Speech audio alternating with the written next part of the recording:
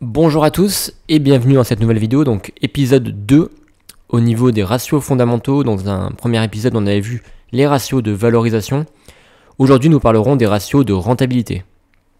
Donc encore une vidéo qui est dédiée plutôt à des personnes qui débutent en bourse, qui ne connaissent pas fondamentalement comment fonctionnent les ratios financiers.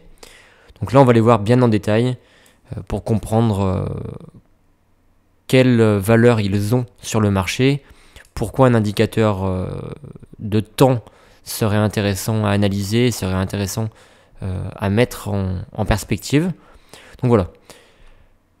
Le taux de rentabilité. Donc le taux de rentabilité, tout d'abord, c'est une expression qui est économique et comptable et qui désigne un ratio de rentabilité qui permet de mesurer l'impact des capitaux investis sur les profits générés.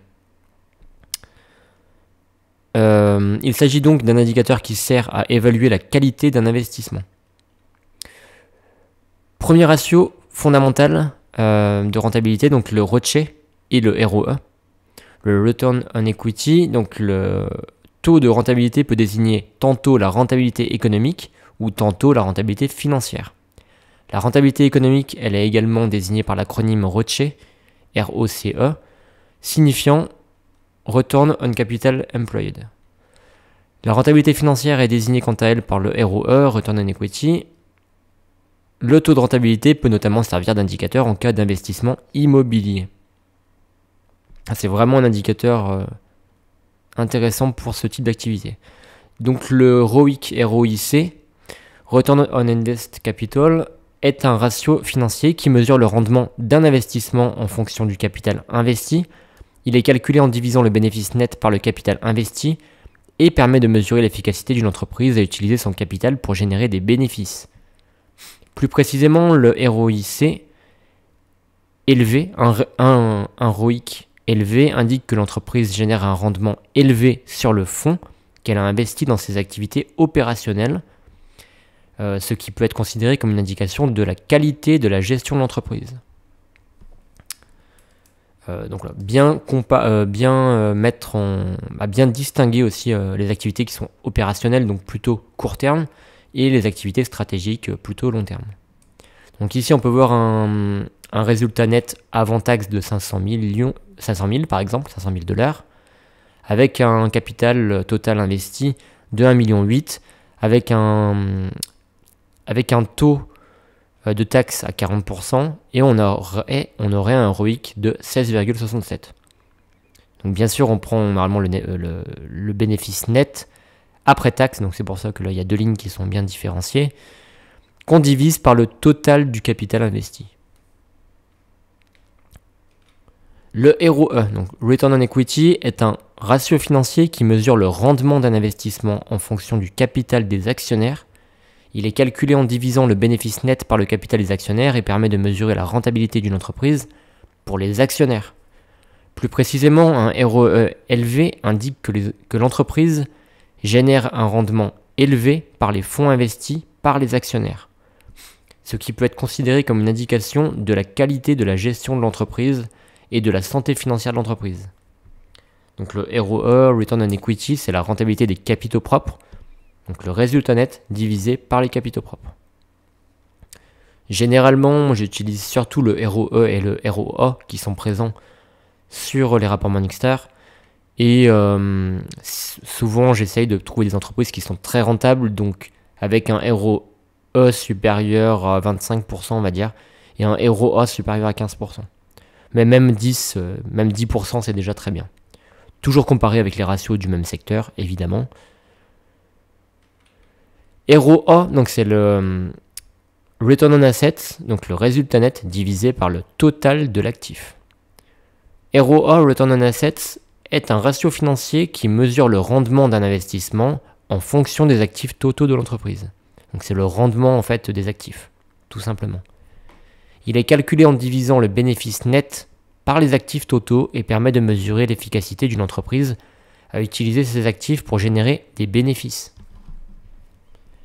Plus précisément, un ROA élevé indique que l'entreprise génère un rendement élevé sur ses actifs totaux, ce qui peut être considéré comme une indication de la qualité de la gestion de l'entreprise et de la productivité de ses actifs. Ces ratios peuvent être utilisés pour comparer les entreprises dans le même secteur ou pour évaluer la performance de l'entreprise au fil du temps. Cependant, il est important de prendre en compte d'autres facteurs tels que les opportunités d'investissement futures et les risques potentiels liés à l'évaluation de ces trois ratios. La rentabilité. Donc, une entreprise performante doit être efficace mais également efficiente. L'efficacité est la capacité pour une entreprise d'atteindre les objectifs fixés. L'efficience, quant à elle, est l'optimisation des ressources consacrées à l'atteinte des objectifs. L'étude du compte de résultat permet de mesurer la profitabilité des activités. L'étude fonctionnelle du bilan permet d'analyser l'équilibre financier de l'entreprise. La rentabilité de l'entreprise est mesurée par l'analyse de ses performances économiques et financières. La mesure de la performance s'effectue à l'aide des indicateurs de rentabilité comme on a vu précédemment. L'objectif de ces indicateurs est d'apprécier l'efficacité et l'efficience de l'entreprise dans l'utilisation de ses ressources en lien avec la nature de ses activités et de ses objectifs économiques. La rentabilité, pour finir, est un rapport entre un résultat et les moyens mis en œuvre pour l'obtenir. Donc on a bien distingué la rentabilité économique, qui intéresse essentiellement les dirigeants, de la rentabilité financière, qui, elle, intéresse surtout les associés. Donc la rentabilité économique, c'est le rapport entre le résultat d'exploitation et les moyens investis dans l'activité de l'entreprise pour l'obtenir, et elle est indépendante de la structure de financement de l'entreprise, car le résultat d'exploitation est indépendant de la manière dont est financée l'entreprise. Alors que la rentabilité financière, elle intéresse surtout les associés, et elle tient compte du financement de l'entreprise, car les charges financières sont comprises dans le résultat. Comment améliorer sa rentabilité économique? Donc là, c'est vraiment purement théorique, c'est pas quelque chose qui va vous intéresser, comme c'est pas vous qui avez une prise de décision directe au niveau de l'entreprise.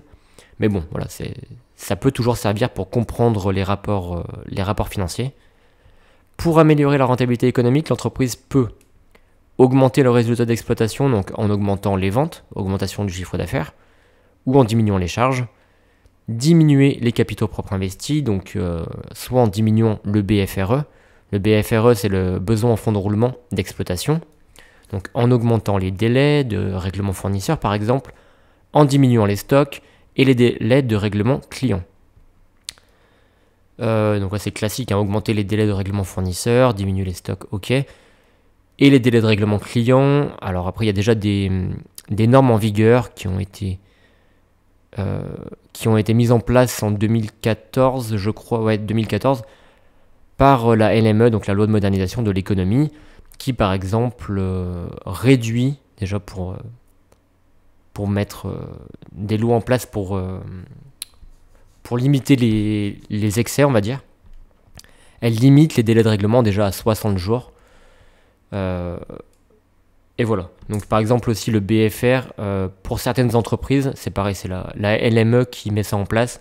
Pour certaines activités comme la logistique, le délai de règlement est de 30 jours net maximum. Ce sont des activités comme la grande distribution également, qui ont des très très faibles marges, donc elles ont besoin d'avoir un BFR, d'avoir un très bon BFR.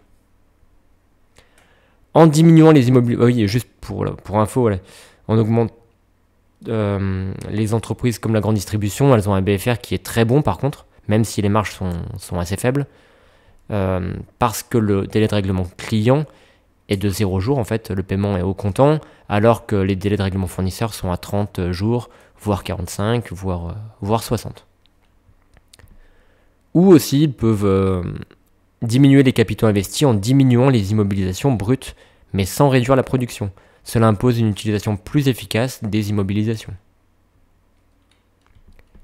Comment améliorer sa rentabilité financière? Donc, dans ce cas-là, l'entreprise elle peut améliorer le résultat d'entreprise en augmentant les ventes et en réduisant les charges, comme d'habitude, ou diminuer les capitaux propres en faisant appel à des emprunts plutôt qu'à des augmentations de capital pour financer ses investissements. En plus, les augmentations de capital, ça pourrait être mal vu de la part des actionnaires, potentiellement, en tout cas, sauf si le nombre d'actions augmente en proportion égale. Sinon, il y aurait une dilution des actions pour les actionnaires, donc c'est pas top du tout. Ces ratios prennent leur sens lorsqu'on les compare dans le temps et dans l'espace avec d'autres entreprises du même secteur d'activité. Au niveau du rapport Morningstar, donc là c'est vraiment 3 ratios, 3 lignes, seulement 3 lignes qu'on retrouve, mais c'est vraiment surtout les 2 premières lignes qui m'intéressent le plus, donc le ROE, le rendement des capitaux propres. Là c'est LVMH, j'ai encore pris LVMH comme pour la première vidéo. On est à 27,6 de ROE, donc c'est excellent. Et on a un rendement des actifs, pareil, ROA, de 10,8, donc c'est excellent. On est vraiment très très loin des ratios du secteur, c'est excellent. Et également un dernier ratio, mais que je trouve assez peu intéressant, tout ce qui est lié, en fait, tout ce qui est ratio lié au chiffre d'affaires, je le trouve assez peu intéressant, parce que ça nous donne vraiment pas, c'est pas un bon indicateur de la santé financière ou de la rentabilité de l'entreprise. Mais bon, on peut voir que le chiffre d'affaires par employé est pas mal par rapport au pays, mais par rapport au secteur, il est un petit peu en dessous. Voilà, le CA par employé, il faut qu'il soit le plus élevé possible. Donc là, c'est vraiment la rentabilité des salariés. Également, dans ce même rapport Morningstar, on a d'autres ratios, donc toujours comparés sur 5 ans. Donc là, on part de 2018, je crois, jusqu'à 2023.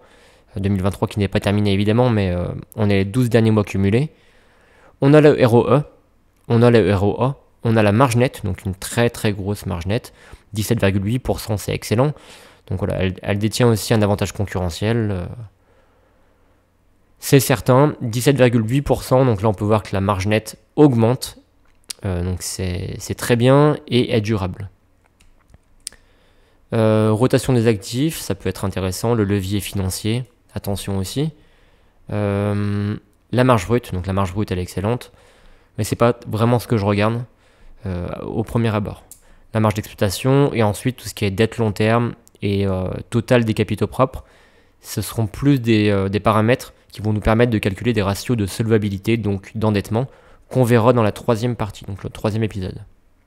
Et la rotation des immobilisations, ça peut être également ça peut être intéressant également. Et pour finir, l'avantage concurrentiel, donc si la marge nette elle est élevée et durable, donc ça peut être également la marge brute, hein. Mais la marge nette, ça permet de voir qu'elle sait gérer ses coûts, et si elle a une marge nette qui est durable sur 5 ans, ça permet vraiment de souligner un avantage concurrentiel. Un avantage concurrentiel ou avantage compétitif, qu'est-ce que c'est? C'est un élément qui permet de différencier considérablement une offre face à ses concurrents. Il offre à l'entreprise qui le possède une position dominante sur le marché. Un avantage concurrentiel constitue un véritable facteur clé de succès, un atout stratégique de différenciation. Mais attention, un avantage concurrentiel n'est pas un facteur clé de succès. Cette notion elle a été théorisée dans un ouvrage intitulé L'avantage concurrentiel paru en 1895 par Michael Porter. Voilà. Mais attention, un avantage concurrentiel n'est pas un facteur clé de succès, c'est vrai. Il faut toujours veiller à la concurrence, donc établir une veille stratégique pour... En fait, ce même auteur, Michael Porter, a également fait un ouvrage sur les 6 forces concurrentielles que j'ai peut-être déjà présenté dans une précédente vidéo et que je développerai davantage dans une autre, quand je parlerai vraiment du management vraiment en détail, avec pas mal d'auteurs, avec pas mal de théories. Je pense que ça peut vraiment être intéressant.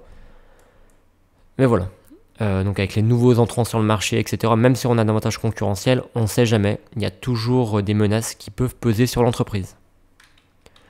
Donc c'était tout pour cette vidéo, n'hésitez pas, si vous avez des questions, à me contacter par commentaire ou par email directement. Et on se retrouve dans une 3e vidéo, dans un 3e épisode, sur les ratios de solvabilité.